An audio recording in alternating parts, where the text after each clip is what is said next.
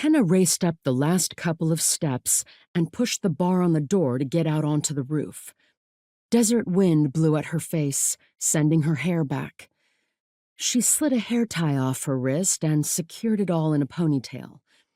She needed to focus, not worry about tangled hair in her face at the wrong moment, or why she was far more winded than she should be from running up 8 flights of stairs.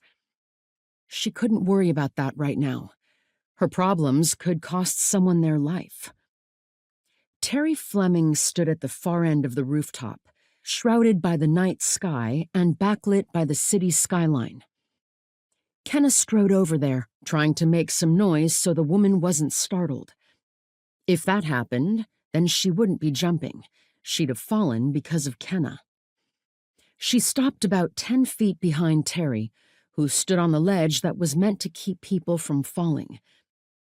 "Miss Fleming?" She kept her voice soft. Terry's white blouse fluttered around her in the breeze. She had on tan linen pants and black ballet flats. "Don't come any closer!" Her short salt and pepper hair didn't get in her eyes, which meant she could likely see the crowd gathering below. People out late downtown, probably after an evening of drinking. Now most had their phones out, and a few were yelling, "Jump! Jump!" which just made Kenna want to throw something down there to get them to disperse. Instead, she said, "Terry, can we talk about this?" "What's to talk about? It's over!" Kenna took a step closer to her, already sweating even though she was dressing for the weather now. It was so hot in Arizona, she didn't have much of a choice. She'd opted for chino shorts and a white graphic tee, over which she had on a thin, short-sleeved, salmon-colored jacket that wasn't meant to be buttoned or zippered. Its only function was to hide the holstered weapon at the small of her back, among other self-defense items that were on her person. Converse on her feet, of course.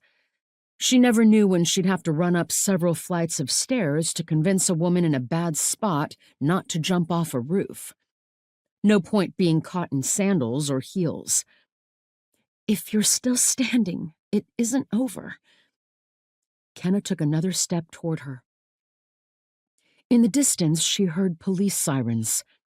Flashing lights reflected off a building a block or two down the street. Cops. Probably firefighters and an ambulance as well, because everyone had a part to play in resolving a situation like this.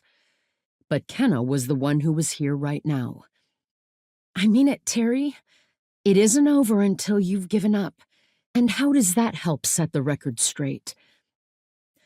"I'm the one who designed this building. Marshall stole everything from me. He took my design, claimed it was his, and never once mentioned that he was starting his own business with my design." Meanwhile, Terry had been skimming from the business she and Marshall Hapsworth had started together, funding a lavish lifestyle and healthy savings accounts, while her regular paycheck went to funding her retirement at hyperspeed. Instead of turning her in, Marshall had double-crossed her and opted to play the long game of revenge.